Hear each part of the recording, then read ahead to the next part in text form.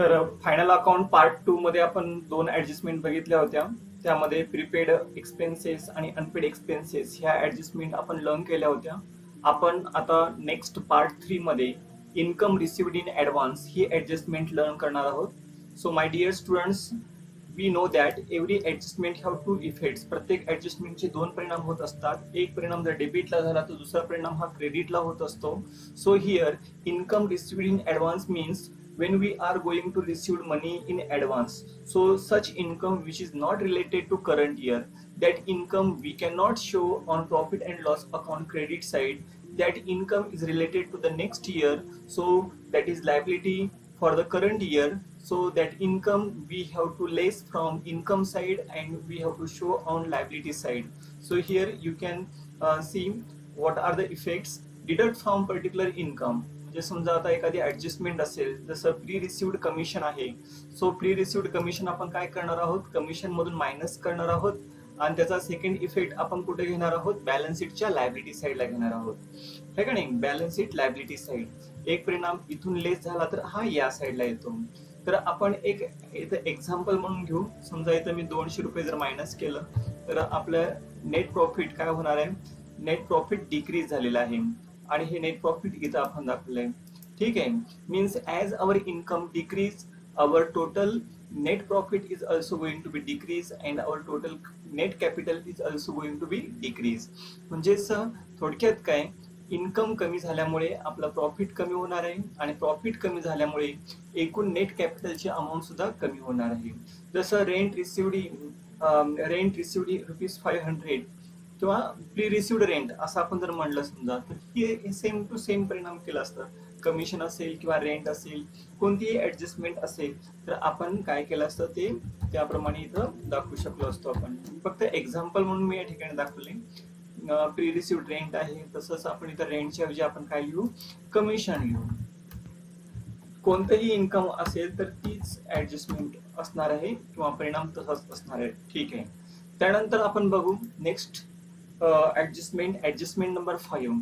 ह्या ऍडजस्टमेंट खूप इम्पॉर्टंट आहे आणि मी माझ्या लेवलवरती जास्तीत जास्त तुम्हाला कशा प्रकारे समजेल या दृष्टिकोनातून माझा प्रयत्न असणार आहे आणि त्या दृष्टिकोनातून मी तुम्हाला हे सांगत आहे.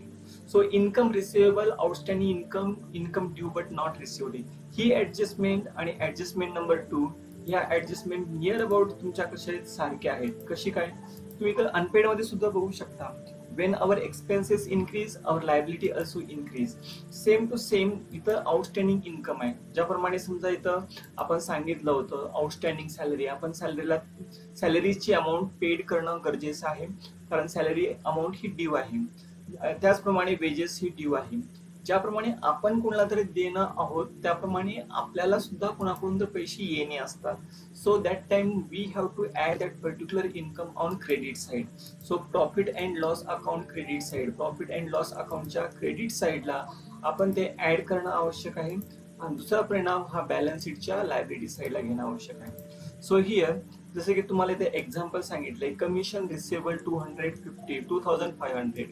समजा इथं 2500 घेतलंय किंवा इंटरेस्ट ऑन फिक्स्ड डिपॉझिट, अशी कोणती ऍडजस्टमेंट घेऊ. पहिल्यांदा मी 0 घेतो आणि परत तुम्हाला मी समजावून सांगतोय. बघा आता आपलं नेट प्रॉफिट दिसत आहे 85,000, पण जेव्हा आपले इन्कम वाढणार आहे, किती वाढणार आहे, कमिशन रिसिवेबल आहे म्हणजे आपण कोणाचं तरी काम केलेलं आहे त्या संदर्भात कंपनीला एकूण 2500 मिळत आहे. So one effect on credit side of profit and loss account and another effect on debit side. So actually this is called a debit side, but we don't write here because of we know that this is statement, this is not a account. So here asset side is known as debit side. म्हणजे बघा एक परिणाम इथे करायचा आणि एक परिणाम इथे करायचा.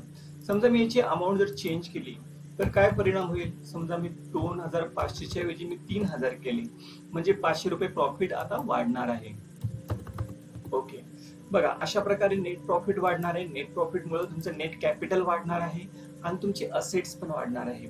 So this is our income, so our assets are also going to be increase. त्यानंतर आपल्याला बघायचे बॅड डेट्स. आता बॅड डेट संबंधी ऍडजस्टमेंट बघत असताना this is very very important adjustment. तर ही ऍडजस्टमेंट मी तुमच्या बोर्ड टेक्स्टबुक मधले नियर अबाउट अनेक प्रॉब्लेमच्या खालचे जे काही बॅड डेट्स रिलेटेड काही ऍडजस्टमेंट आहेत ते जास्तीत जास्त कव्हर करण्याचा प्रयत्न केलेला आहे. तर बॅड डेट म्हणजे काय बघा, there are basically two types of bad debt. Bad debt दोन प्रकारचे असतात. एक तुम्हाला ट्रायल बॅलन्स मध्ये दिलेला असतो आणि दुसरा तुमचा ऍडजस्टमेंट मध्ये असतो. आता ट्रायल बॅलन्स मध्ये दिलेला असतो म्हणजे कुठला असतो, तर तुम्ही trading account trial balance problem मध्ये तुम्ही बघू शकता आहे का नाही. प्रॉब्लेम मध्ये एक मिनिट, हा हे प्रॉब्लेम मध्ये इथं असं समजा बॅड डेट असेल त्याला आपण काय म्हणतो, ओल्ड बॅड डेट्स असं म्हणतो. त्याला काय म्हणायचं, ओल्ड बॅड डेट्स म्हणतो. त्याला काय म्हणायचं, old RDD means those debts which is given in balance sheet, sorry trial balance debit side, that is called old bad debts. This is called old bad debts and this is called old RDD.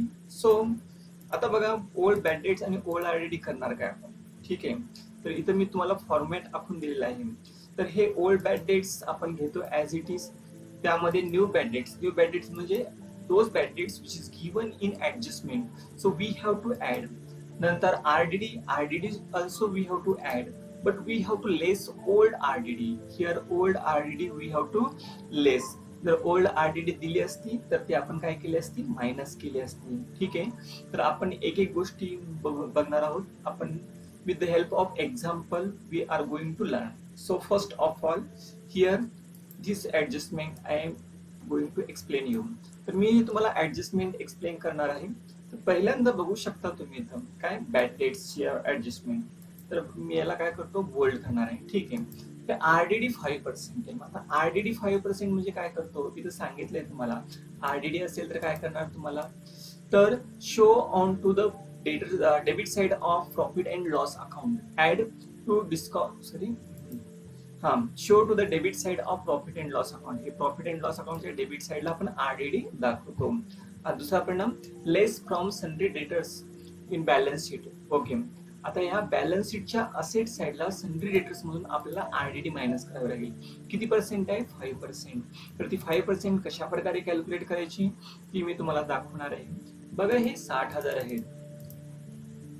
60,000वर 5% म्हणजेच किती येणार आहे तुमचे, 3,000. मग आता हे 3,000 आपण RDD लेस केली. तुम्ही बघू शकता इथं झिरो करतोय आपण, ठीक आहे.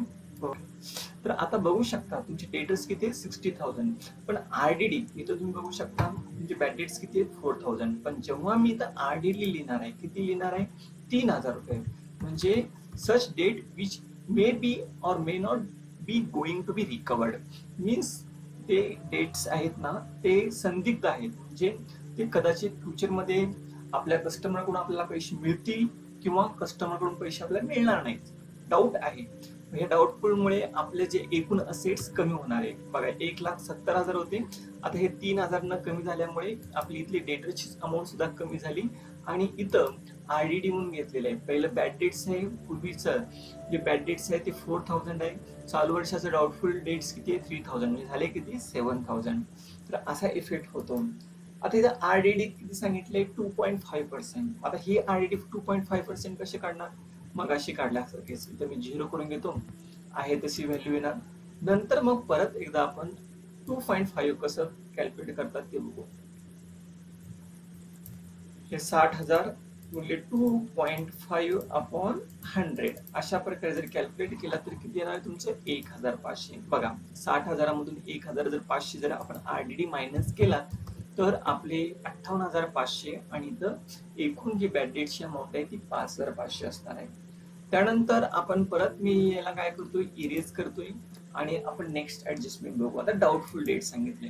आता ही डाऊटफुल डेट्स म्हणजे काय करायचं,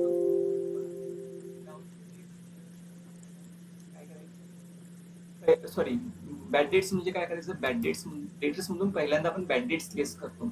बॅड डेट लेस केल्यानंतर आरडीडी लेस केल्यानंतर डिस्काउंट. म्हणजे हा सिक्वेन्स तुम्ही लक्षात ठेवा, BRD किंवा माझा आडनाव जर लक्षात ठेवला तरी लक्षात येईल, बिरादार.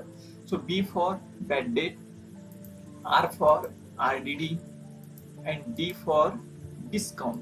हा सिक्वेन्स जर लक्षात ठेवला आणि त्या सिक्वेन्सने आपल्याला डेटर्स मधून अमाऊंट मायनस करायची आहे. तर मग आपण काय करू, हे बॅड डेट्स आहेत ना 1,200 मायनस करून घेऊ. बघा, मी ते 1,200 इथून 1,200 मायनस केल्या इथं तुमची 5,200 अमाऊंट होणार. बघा, कशी काय होणार 1200 बघा इथं 1200 ने डेटरची अमाऊंट कमी झाली आणि इथं बॅड डेटची अमाऊंट 1200 ने वाढली. Means we have to less from debtors. बघा इथं सांगितले तुम्हाला less from sundry debtors and show on profit and loss account debit side और add to old bad debts. आपण ओल्ड बॅड डेट्स मध्ये काय केलं ऍड केलेलं आहे. आता त्यानंतर आपल्याला बघायची नेक्स्ट ऍडजस्टमेंट बॅड डेट आणि आरडीडी. ह्या ऍडजस्टमेंट मध्ये काय सांगितले बॅड डेट पण सांगितलेलं आहे आरडीडी पण सांगितले. मग पहिल्यांदा आपल्याला बॅड डेट काढून घ्यावं लागेल. मग आता किती घेऊ बॅड डेट 5000 रुपये. ओके आता 60,000तून 5000 गेले राहिले किती 55,000. तर लगेच इथून तुम्ही 5000 घेतला राईट. आता ह्या आरडीडी मधून आपल्याला काय करायचं आहे सॉरी बॅड डेट्स वजा केल्यानंतर जी काही अमाऊंट येणार आहे डेटर्स त्यावरती 5% आरडीडी कॅल्क्युलेट करायची. हे 5% आरडीडी कॅल्क्युलेट करत असताना कशा प्रकारे कॅल्क्युलेट करायची ती बघून घेऊ आपण. तर बघा हे 55,000 आहेत. या 55,000 वरती आपल्याला 5% कॅल्क्युलेट करायचं आहे. मग 5% कॅल्क्युलेट केलं म्हणजे 2750. मग मी ते लिहिणार आहे 2750. बघा ही अमाऊंट आपोआप लेस झालेली आहे कारण फॉर्म्युला दिलेला आहे. परंतु आपली इथली एकूण बॅड डेटची रक्कम वाढलेली आहे कारण न्यू बॅड डेट्स इथले 5000 रुपये इथे घेतला आपण लेस करून आणि हे 2750 इथे घेतलेलं आहे. ठीक आहे. त्याचप्रमाणे आरडीडी सेम करायचं आहे. इथं सुद्धा फक्त नाव चेंज केलेलं आहे. परत मी त्याच ऍडजस्टमेंट सांगणार नाही. तीच अमाऊंट सेम पोस्टिंग असणार आहे. Our customer mister Shekhar fail to pay his dues. म्हणजे आपला कस्टमर होता त्यांनी 800 रुपये दिले नाहीत म्हणजे बॅड डेट्स आहेत. हे आरडीडी हा तर डिस्काउंटची बुक आपण आता डिस्काउंट सुद्धा 3% आहे. आता इथं मी काय करतो इथे 0 घेतो. इथं पण 0 घेणार आहे. ठीक आहे. तर डायरेक्ट डिस्काउंटची अमाऊंट 3% काढली तर किती येणार. तर बघा आता 3% जर काढलं तर 60,000वरती आपल्याला 3% काढायचं आहे. 60,000वर 3% जर काढला तर तुम्हाला एकूण जी अमाऊंट येणार आहे ती अमाऊंट किती येणार 1800. 1800 बघा इथून लेस केल्या केल्या इथं डिस्काउंटची अमाऊंट तुम्हाला रिफ्लेक्ट होणार आहे एंटर केल्यानंतर. बघा 1800. पण अगोदरच्या ऍडजस्टमेंट प्रमाणे इथं समजा आपण 5000 घेतलं तर आपण काय करणार इथं तुमचे हे डिस्काउंटची अमाऊंट सुद्धा चेंज होणार आहे. कशी चेंज होणार आहे कारण तुम्ही बघू शकता आपल्याला हे आरडीडी बॅड डेट्स काय असतील ना ते लेस करून जी काही अमाऊंट येईल त्या अमाऊंट वरती डिस्काउंट लेस करायचा असतो. म्हणजे आपल्याला समजा आता असा प्रॉब्लेम आहे म्हणजे बॅड डेट्स 5000 आहेत आरडीडी 1200 आणि डिस्काउंट आपल्याला सांगितलं तर डिस्काउंट कसा काढायचा 3% सांगितला असता तर आपण कसा काढला असता तर आपल्याला ह्या नेट डेटर्स वरती डिस्काउंट काढला असता आपण. म्हणजेच काय केलं असतं आपण हे 53,800 यावरती आपल्याला किती टक्के काढायचा होता तो डिस्काउंट बघा तर एकूण 3%. तर ठीक आहे हे 3% म्हणजे 3/3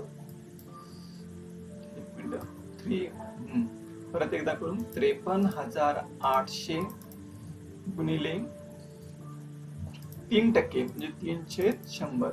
असं जर केला तर तुम्हाला एकूण अमाऊंट जी भेटणार आहे ती किती भेटणार आहे बघा 1614. इथून आपण 1614 आपण काय केलं असतं लेस केलं असतं आणि ही अमाऊंट इथे टाकली असते. म्हणजे हा सिक्वेन्स आहे. कोणता सिक्वेन्स आहे BRD. B for bad debt, R for RDD, D for discount. या सिक्वेन्सनेच आपण ते मायनस करणार. ही सुद्धा बॅड डेटचीच आहे. म्हणजे आपला कस्टमर आहे तो दिवाळखोर झालेला आहे and he is not able to paid our money so that is called bad debts. त्यानंतर आपल्याला नेक्स्ट ऍडजस्टमेंट बघायची आहे डेप्रिशिएशनची. तर हे डेप्रिशिएशनची ऍडजस्टमेंट तर कॉमन आहे सर्वांना माहित आहे का नाही. तर ते डेप्रिशिएशनची ऍडजस्टमेंट आपण कशी काय करतो. डेप्रिशिएशन म्हणजे काय so depreciation means permanent and gradual decrease in the value of fixed asset. एखाद्या फिक्स्ड असेटची व्हॅल्यू कमी होणे याला आपण डेप्रिशिएशन असं म्हणतो. तर डेप्रिशिएशन आपण मायनस करतो म्हणजे we have to less from assets and show on profit and loss account debit side. Suppose here adjustment is given for us depreciate building and machinery at 5% and 3% respectively. तर building वरती आपला 5% सांगितलंय. आता 5% सांगितलं म्हणजे आपण काय करू शकतो असंही कॅल्क्युलेट करू शकतो. बघा इथं काय सांगू शकतो तुम्ही मशिनरीची किंमत किती आहे तुमची 1 लाख. या 1 लाखावरती आपल्याला किती टक्के सांगितले 5%. मग आपण असंही कॅल्क्युलेट करू शकता की देणार तुमची अमाऊंट 5,000 रुपये. तर हे 5,000 रुपये आपण इथून लेस करणार आहात आणि इथं घेणार आहात. जेव्हा आपण लेस करतो आणि इकडे घेतो, ऑब्विसली आपला जो नेट प्रॉफिट आहे तो कमी होणार आहे, बरोबर आहे. आता इथं आपल्याला मशिनरीवरती, हे जर तुमचं land and building, okay, depreciate building and machinery, बिल्डिंगवर 5% आहे, ठीक आहे. बिल्डिंगवर 5% आपण काढू. 50,000वर 5% काढता येईल का? हो. बघा इथं हे 50,000वरती 5% किती आलं तुमचं? 2,500. हे 2,500 काय करायचं मायनस, आणि इथं दाखवू शकतो आपण. तर अशा प्रकारे आपण हे मायनस करणार आहात आणि इथं बाहेर आपल्याला दाखवायचं आहे 47,500. ठीक आहे. तर सांगायचा उद्देश माझा एकच आहे की इथून लेस केल्यानंतर आपण त्याचा सेकंड इफेक्ट कुठं करतो? या साईडला करतो, बरोबर आहे. म्हणजे जी काही व्हॅल्यू असेल ती असेल. आता इथं बघा, प्लांट अँड मशिनरी 13,000 कमी झालेली आहे. आता प्लांट अँड मशिनरी समजा मी 13,000 कमी केल्यानंतर, हे 13,000 कमी केलं मी समजा, तर हे 13,000 कुठे घेतलं आपण? इथं घेणार, आहे का नाही. अशा प्रकारच्या ऍडजस्टमेंट असतात ज्या आपण त्याची पोस्टिंग करू शकतो. Means first effect less from asset and show on profit and loss account debit side. Thanking you. बाकीच्या ऍडजस्टमेंट ह्या नेक्स्ट व्हिडिओमध्ये मी तयार करणार आहे.